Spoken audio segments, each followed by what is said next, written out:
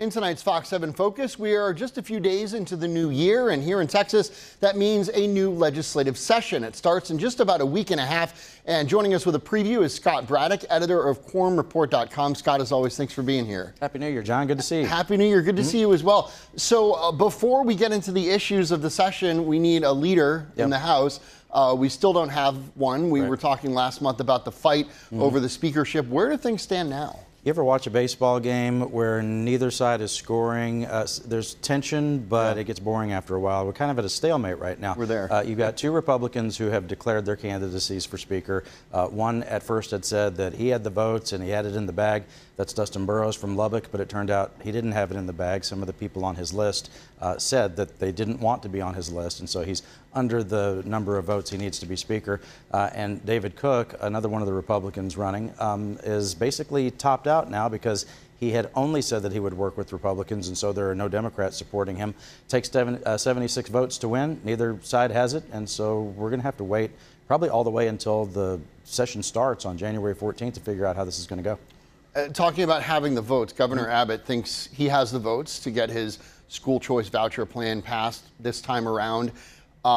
Maybe that depends on who the speaker is, maybe it doesn't, but what are your thoughts on the prospects for that moving forward this time? Staying with baseball, a lot of this game left to play. I'm not sure that the governor has the votes on this. It really depends on what the bill looks like. You can't really count the votes on such a significant piece of legislation without knowing what the details are going to be. And none of that has been figured out. And as you said, it depends on who the leadership is in the House and what their attitude is about it.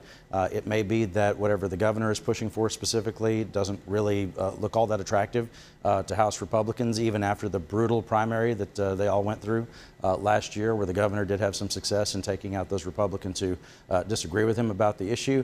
And so I think the governor shouldn't, what's the old expression? He shouldn't count his chickens before they hatch, right? It's not what you should do in a situation like this. The governor still needs to work with the legislature to make it happen. So obviously school choice, a divisive issue. Another divisive issue potentially is the fight over cannabis. We saw Lieutenant Governor Dan Patrick giving his endorsement to Senate Bill 3, which would ban all forms of THC here in Texas. How do you see that playing out? I think this is something where Texas may go in the opposite direction of a lot of other states. I have had a lot of folks ask me about this.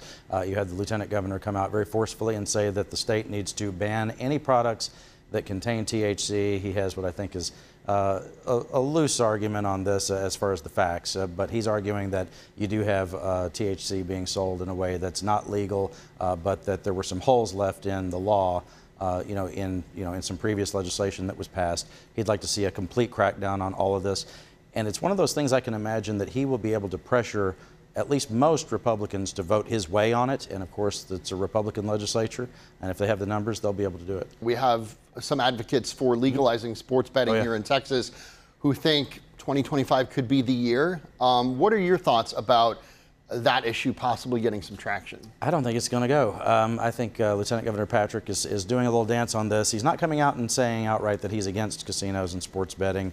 Instead, he does a little sidestep on this, and he'll say that it's not really gaining traction. I do think this is one of those issues where the governor and lieutenant governor kind of want to have it both ways. They want the sports betting and casino interest to think that they have a shot, that they have a chance, so they'll keep spending all that money in Texas politics. But at the same time, there's a huge hurdle for this effort because the Texas Constitution requires a change in the Constitution for you to have expanded gambling.